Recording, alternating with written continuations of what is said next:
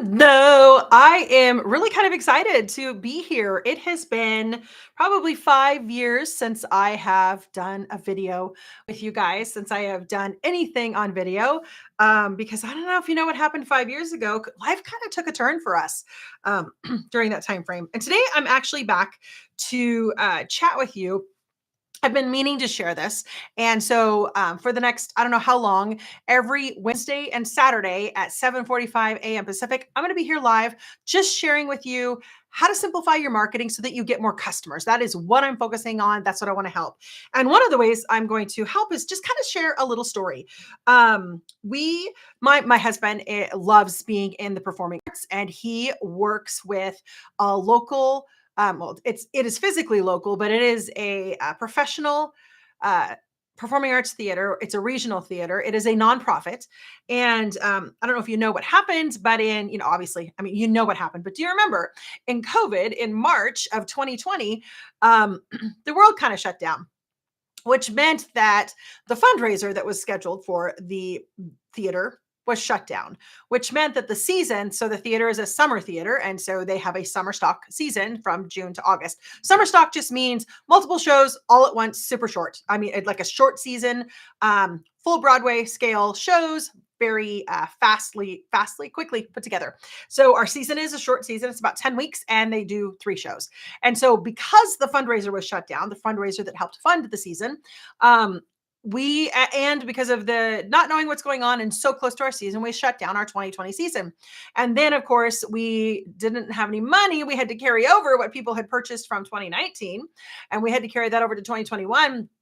And again, we still didn't know we can't put up a fundraiser. There were still kind of some crazy requirements, et cetera. So 2021, we were also shut down. And so one of the things when I got involved, I was like, I can help. The board asked me to come forward and say, hey, you do this business consulting for other businesses around the world. Can you help us?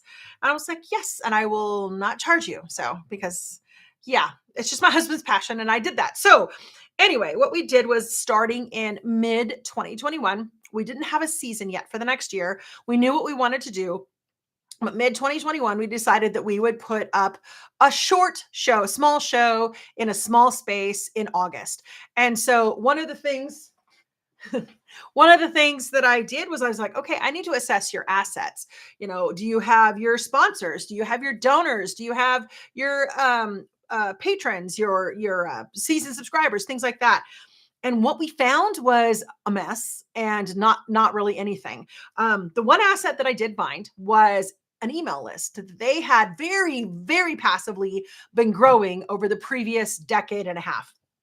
So I found this email list. I was looking through the history of the email list. They were using a platform that I switched them out of several months later, but they were using a platform that I could look at some of the history, how often they were sending, what they were sending, etc. And at the time, revenue was zero. We had no revenue for this theater. And I was like, well, they've got the email list and it's free to send. I mean, we had to pay for the platform, of course. So what I did was I looked through and they had about 6,000 to 7,000 people. I have the actual data and I don't have it memorized, but it was around 6 to 7 total subscribers with around 4,500 active subscribers, meaning people who had not unsubscribed at that point. And so I was looking at this email list and they would send maybe 10 emails a year, if that. And it was always right when they just wanted to sell something. So they would send an email and buy this, send an email and buy that. And it was, I think it was even less than 10 emails a year. It was really only about 3 times a year. And they would only send like 1 to 2 emails at a time, but never close to each other, et cetera. In other words, they were very, very poorly leveraging that email list. They were underutilizing it, et cetera. So what the first thing I did was I was like, okay, this is what we have. There's no money to do any marketing. There's no money to do any promotion. So we're going to try and sell tickets to this event. So I was like, we're going to use the email list. But there's a lot of things that I changed. First of all, The previous leadership in the theater was like, we don't want to annoy people. We don't want to bother people. We don't want to push too much. And I was like, yeah, no, you need to be like a business. This is a business. Yes, it's a nonprofit, but a minimum of 50 to 60% of the revenue for that nonprofit is from sales. And so you have to treat this like a business. You can't just be passive about it. So that's what we did. We took that list and just started emailing. I started emailing 1 to 2 times a week in general. Here's what we're doing. People wanted to know what was going on behind the scenes. We started sharing what was going on behind the scenes. We started sharing how COVID had been affecting us. We started sharing our issues because we didn't have money, the fact that we got some grants and things like that. And then we also started doing online biz style email campaigns. So when we opened up tickets for the event that we were doing that August, I created a 5-day launch for these tickets, and we added a bonus to the launch. So my background, one, is in-person retail. We owned retail stores. Then it was real estate, again, in person. Then I had, for a decade, I had an online business. So that I shut down in 2019, right before the pandemic. So my background is very mixed. It's not just online. It's not just e-commerce. It is not just real estate. It's enough that I pulled from those and I've gone, okay, I'm going to take what I know of these and what I know will work, because this is what works across all industries, across all types. So we started doing some, like I said, online business style campaigns, launches, if you will, with bonuses, not discounts. And that's what we started doing. And so we ended up selling out the August event that we did, that we ended up being able to do a reprise in September at another venue and sold that one out. And from that, we started getting more sponsors, etc. Just a few. So then we announced our 2022 season. And we obviously headlined it with something that would sell a lot of tickets, which was Mamma Mia. So I think pretty much in the theater world, if you are not a theater person, if you are, not really a lover of going to those things, Mamma Mia is kind of the gateway. It's kind of it's one that just people have fun at that show. And it also sells a lot of tickets. So what we did was, or what I did was, I went ahead and went, okay, we have this season. Now we need to build up our season subscribers. So we had some rollover season subscribers of just under 600. They were averaging about 600 season subscribers in the previous decade before COVID. So 600, right around that 600 mark was their average. And so I was like, we're going to do some campaigns. So we did some campaigns for that season, and we pumped our from 600 to 1600. So that was an easy pump right there. 16, 17, 1800, sorry. 1800 season subscribers. So email, that was from email. We did Facebook posts, but we didn't have money for Facebook ads. We didn't have money for any print ads. We didn't have any money for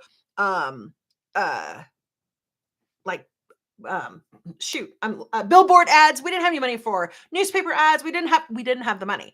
So, and any money we were getting, we needed to use on the season because we had no reserves at that point. So literally, I just was like, we're going to run these launch campaigns. So that's what we did.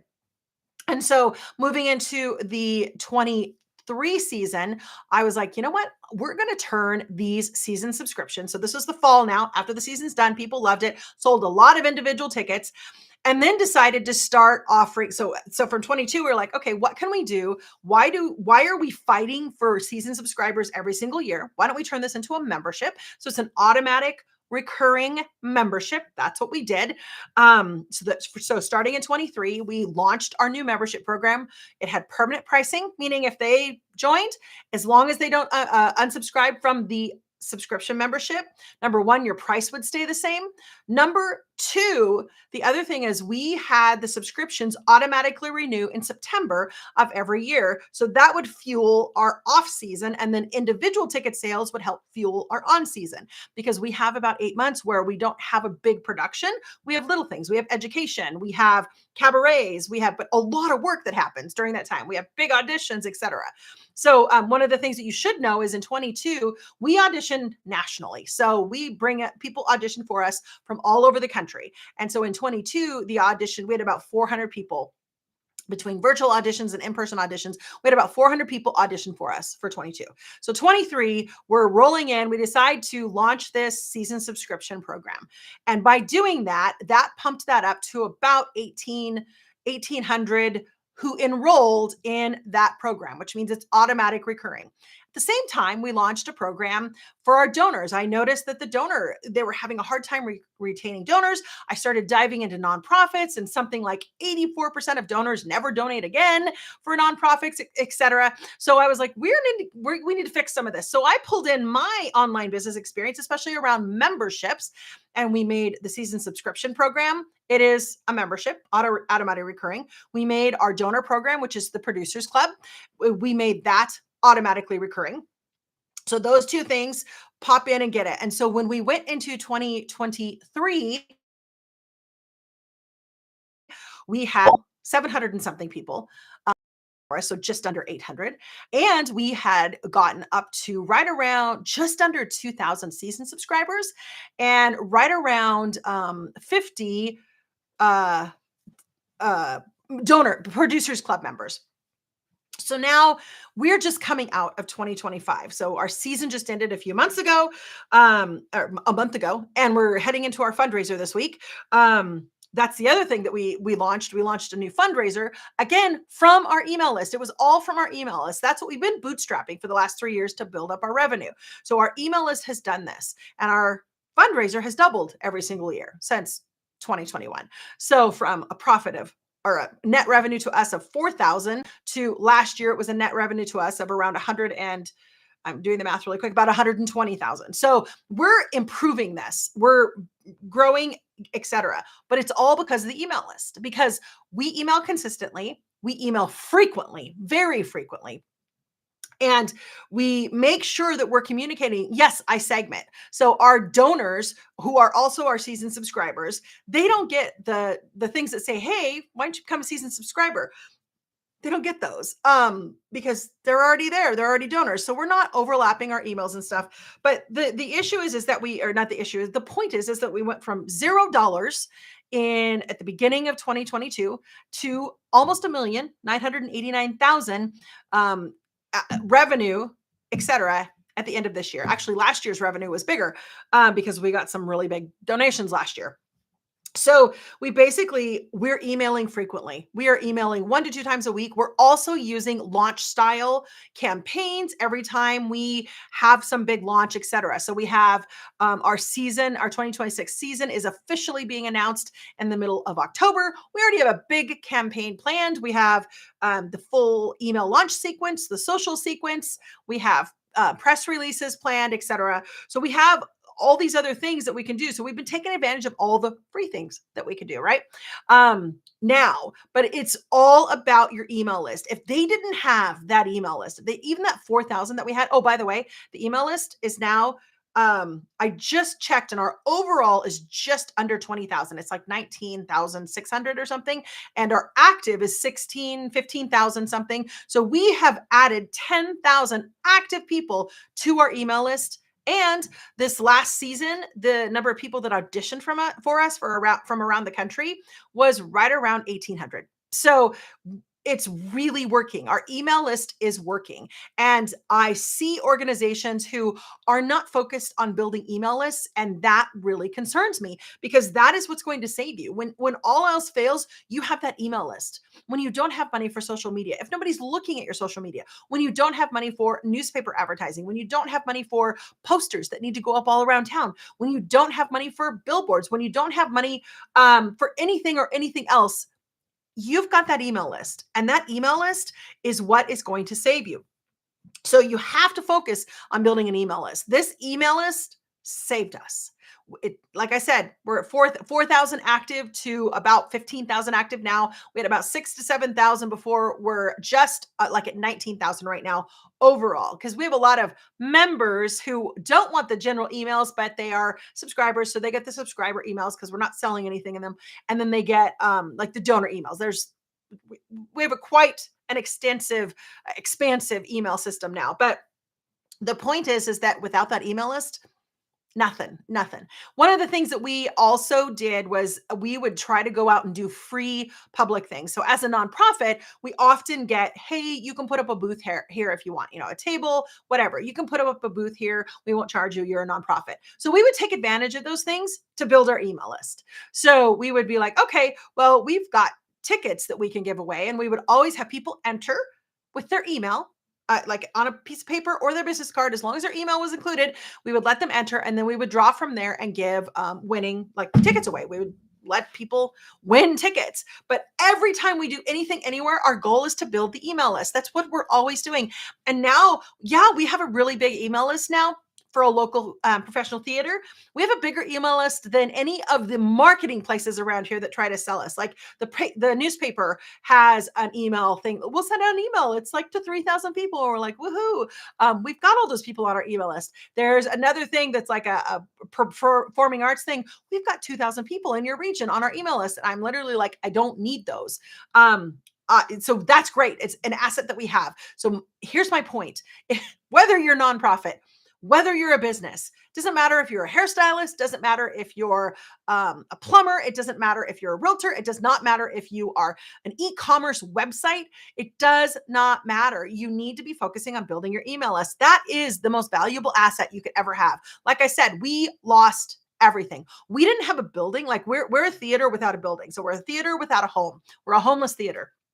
We've never owned our own building. We've always used other places. And so we didn't even have a building to bring revenue in. Like we couldn't rent out spaces. We couldn't do any of that stuff. So just knowing that there were no other assets available except the email list, this is huge. This was such a visual example of why your email list is so important. So, there will people I in 2022, after I had been emailing for a year, and our 2022 season where we were doing the productions and I was there, I had my name tag on, etc. And they're like, I would be introducing myself to people or just saying hi and greeting people, and they'd see my name tag and go, "You're the one who sends me the emails." And I'm like, I am, because I signed it as a real person. That's the other piece.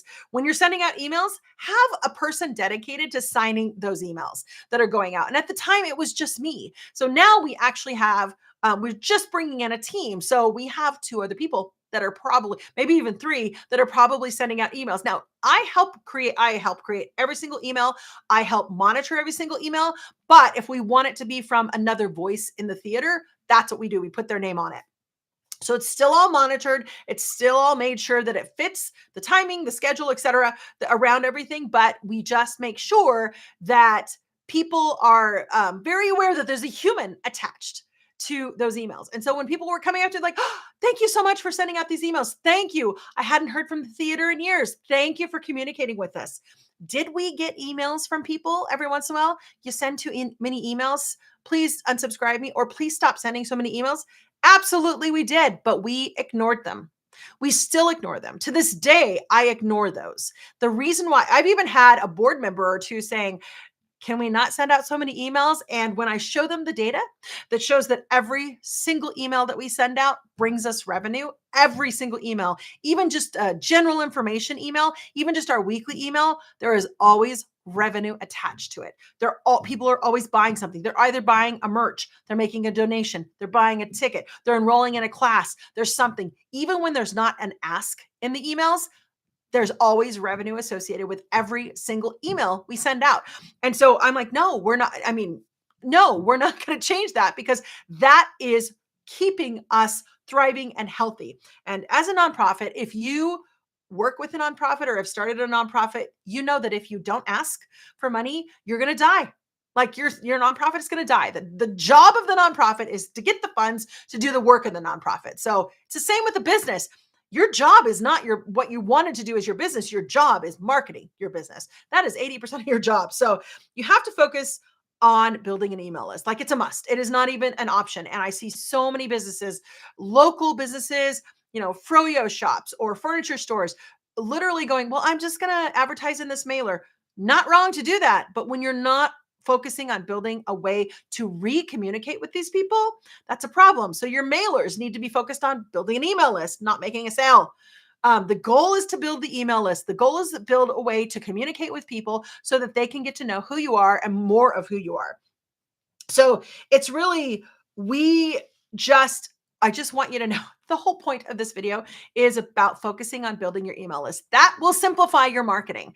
If you have an email list, and no, you don't have to make it crazy. You don't need to do lots of A/B split testing. You don't need to do all these fancy things. Literally, you just need to communicate with your email list. That is the most important thing. And I advocate for a minimum of once a week, something you can sustain and do. But the point is that doing this took us from zero to $989,000 and saved our regional professional theater. It saved it. Their email list that they had built, even passively, even just not even thinking about it. And now, just in 4 years, we have very aggressively been building our email list. And we're going to be getting even more aggressive now in building it. We're sending, we're doing like King Sumo contests, etc., because our goal is to own this area. We want to be the theater that people want to be part of. We want them to be part of our email list. So there's all kinds of things that we're doing now as we've grown, but that little 4,000 email list was a savior for us.